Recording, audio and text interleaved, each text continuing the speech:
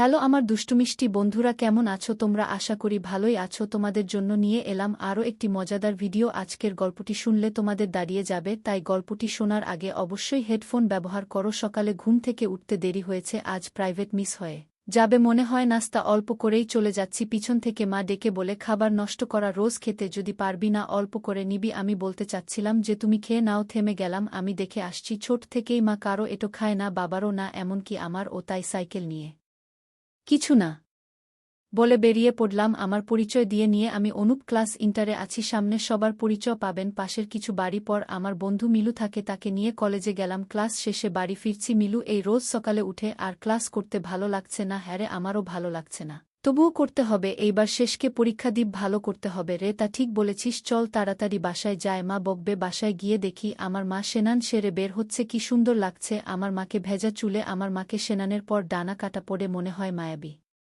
চেহারা। সালোয়ার কামিজ পরলে কেউ বিশ্বাস করবে না আমার মতো একটা ছেলে আছে। গ্রামের সবাই শাড়ি পরে, মা ও শাড়ি পরে। মা গ্রামের মেয়ে, তেমন পড়ালেখার সুযোগ পায়নি। ক্লাস 7-এ পড়া অবস্থায় আমার বাবার সাথে বিয়ে হয়। আমার বাবা ছোটখাটো ব্যবসা করে আমাদের সুখের সংসার। তবে বাবার বদ অভ্যাস আছে, মাঝে মাঝে মাতাল হয়ে এসে মায়ের সাথে ঝগড়া করে। তবে এমনিতে অনেক ভালো, কারণ আমার মায়ের মতো সুন্দরী পাশের 2-4 গ্রামে নেই। গ্রামের সুন্দরী যাকে বলে, এমন সুন্দরী বউ পেয়ে বাবা ভাগ্যবান। বাবার বয়স মায়ের থেকে 1-7 বছরের বড় হলেও মা খুশি মনে হয়। গ্রামের সবার 5 এক ভর্তি পরিবার বা যৌথ পরিবার, আমাদেরও তাই। আমার চাচা চাচি দাদি আমরা একসাথে থাকি। দাদা নেই আর আমার চাচা নিঃসন্তান। মা আমায় খেতে দিল, মায়ের থেকে সাবানের সুঘ্রাণ বার হচ্ছে। আমার মা আসলেই অনেক রূপবতী। মায়ের ইচ্ছা ছিল 2টা ছেলে আর একটা মেয়ে নেয়ার। মা আবার আমার ভাই বোন নিতে চেয়েছিল, কিন্তু বাবার আর সেই ক্ষমতা নেই। ডায়াবেটিক্স শেষ করে দিয়েছেন, তাই মায়ের এই স্বপ্ন আর পূরণ হয়নি। ভাত খেয়ে আমি একটু টিভি দেখতে বসেছি। মা বল, তোর বাবা বাজারে কার সাথে জেন ঝগড়া করছে, যা তো দেখে আয়। এই আর নতুন কি?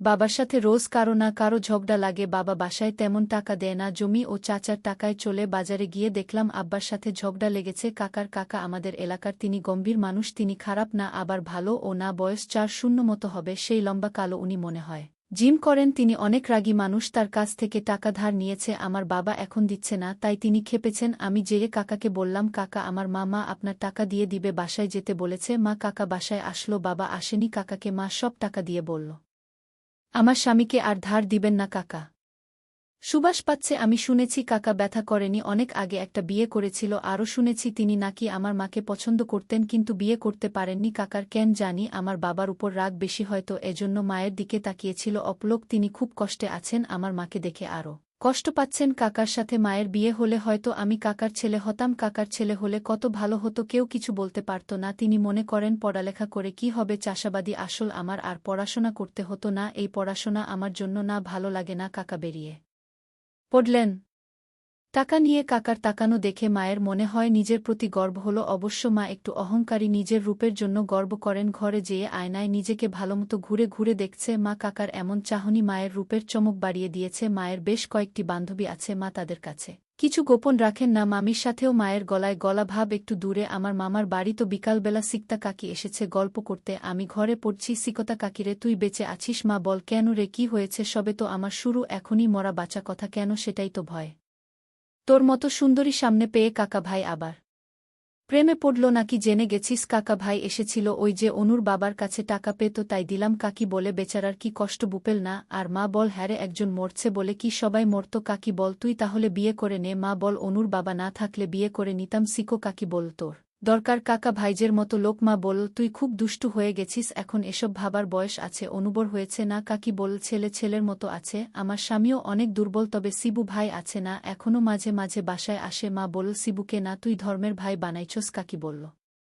ধর্মের না, সে আমার কর্মের ভাই। আমার স্বামী তো বেশিদিন বাঁচবে না জানিস, সে মরলে তো আমার এত সুন্দর সংসার ফেলে রাখতে পারি না। তখন শিবু আমার সংসারে কর্ম করবে। আমার কর্মের ভাই বলে দুজনে হাসিতে ফেটে পড়ল। দূরে আমার দাদিকে কে আসতে দেখে ওরা চুপে গেল। বিকেল গড়িয়ে রাত হয়েছে, পরিবারের সবাই একসাথে খেতে বসেছি। এই রাতের খাওয়া আমরা সবাই একসাথে খাই। সবাই বললে ভুল হবে, আমার বাবা থাকে না। প্রায় পাটি বিছিয়ে খেতে বসেছি। খেতে খেতে সংসারের নানান কথা হচ্ছে। খাওয়া শেষে মা উঠোনে বসেছে, অমনি দেখলাম সিকতা কাকি এসেছে। কাকি বলছে, যেসব সম্পত্তি সে নিজের নামে লিখে নিবে কেউ যেন ভাগ না পায় শিবুকে নিয়ে সে টাকা দিয়ে শান্তিতে বাকি জীবন কাটিয়ে দিবে। শিবু হচ্ছে এই এলাকার একজন নামি দামি মানুষ, কাকার বন্ধু হন। এই এলাকার নিয়ম নীতি আছে অনেক, যেগুলো মানতে হয়। সব ভাইকে মা কাকিকে বলল, শিবু ভাই যা বাসায় আসে, কেউ জানাজানি হলে কি হবে ভেবেছিস?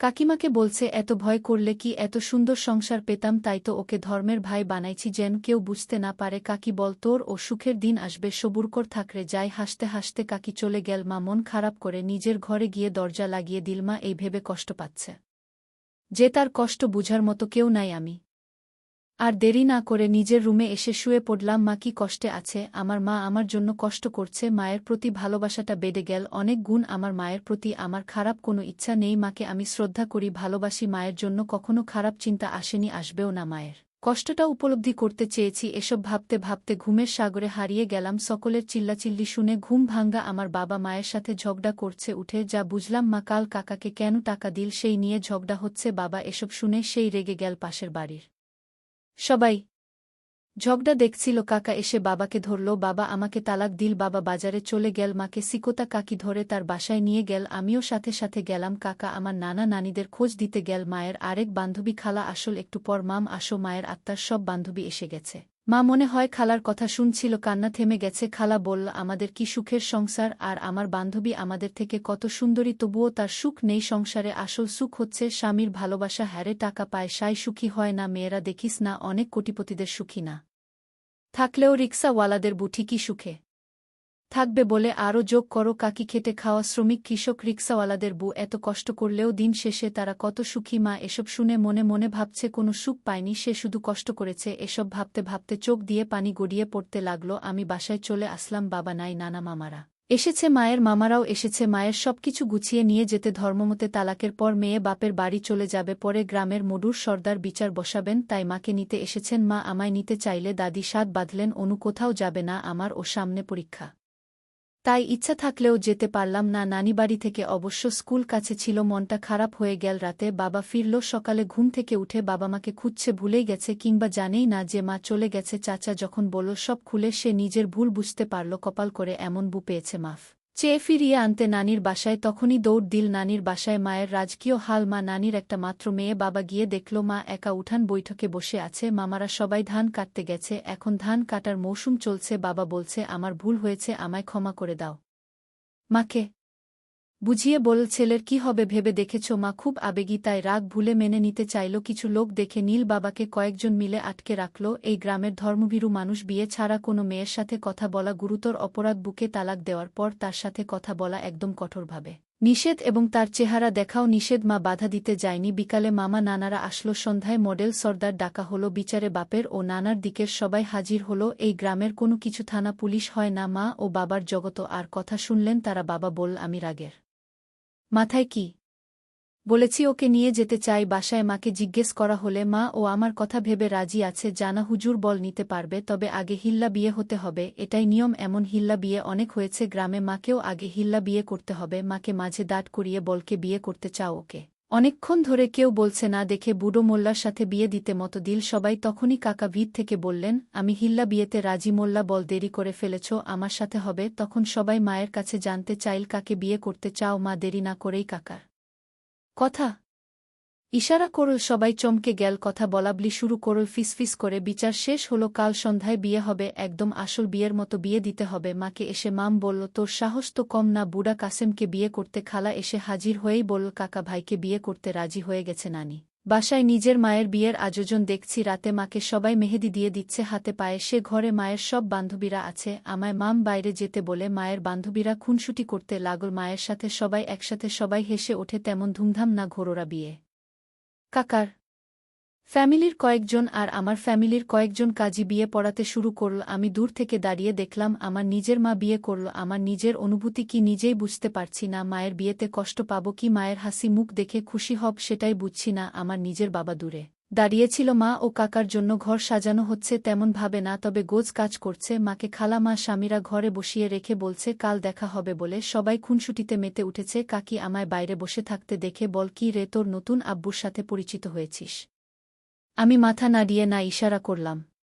কাকার কয়েকটি বন্ধু এসেছে পাশে বসে কি বলছিল আর সবাই মুচকি মুচকি হাসছিল। আমায় কাকি তাদের কাছে নিয়ে গিয়ে বলল, তোর নতুন বাবাকে সালাম দে। আমি বোকার মতো সালাম করলাম। কাকা আমায় তার পাশে বসালেন। একজন বলল, তোমার মা ও একটু পর এভাবে সালাম করবে। কাকা কথা ঘুরিয়ে বল, কি নতুন বাবাকে পছন্দ হয়েছে? বাবা বাবু, আমি মাথা নিচু করে আছি। কাকা বলছে, কোনো ক্লাসে তুমি? আমি বললাম, কাকা আমি এইবার ইন্টারে। কাকি বলে উঠল, কিরে কাকা কেন বলছিস বাবা হয়? জানিস না আজ থেকে ইনি তোর বাবা। তোর এই বাবা তোর মাকে সুখে রাখবে। নানি এসে পড়ায় চুপ হয় গেল।